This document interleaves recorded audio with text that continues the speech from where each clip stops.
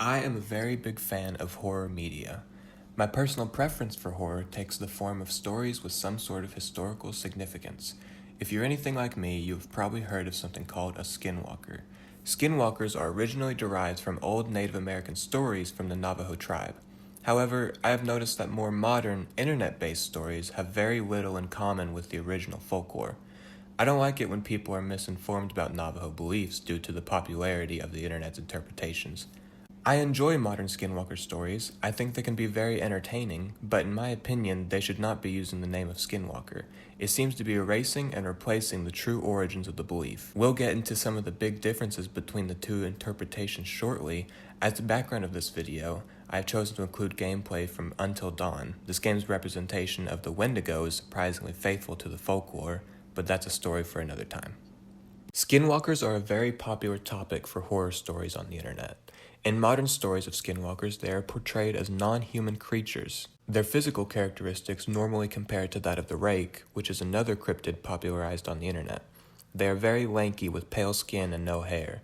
These creatures are able to shapeshift and take the form of animals or even people on occasion.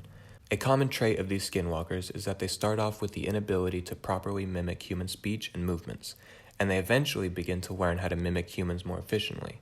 They are often described as sounding like a human, but they sound just a little bit off. Another popular trope is that of the replaced pet. Someone's pet disappears for a short time, then comes back acting a little odd, and the owner begins to suspect that maybe something has taken the place of their beloved pet.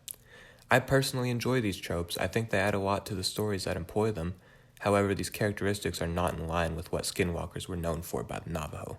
One of the most extreme differences between modern and original skinwalker stories is that the skinwalkers are human.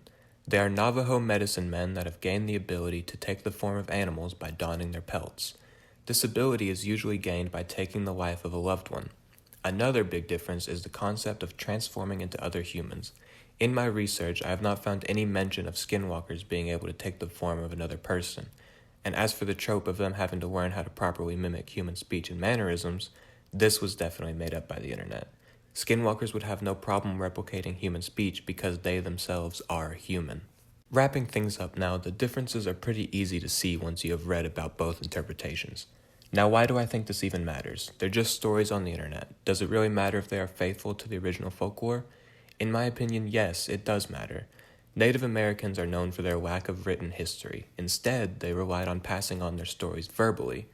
Because of this, their history is much more susceptible to misinformation than that of most other cultures. While they might seem like harmless changes, each additional difference moves the reputation of the skinwalker further and further away from its origins. I think it would have been much better if the internet had made up its own cryptid to tell stories about, instead of taking the name of a pre-existing entity. It might not be a big deal, but as a lover of history, and especially the more spooky aspects of it, I hope more people give the original interpretations of the skinwalker the attention that they deserve.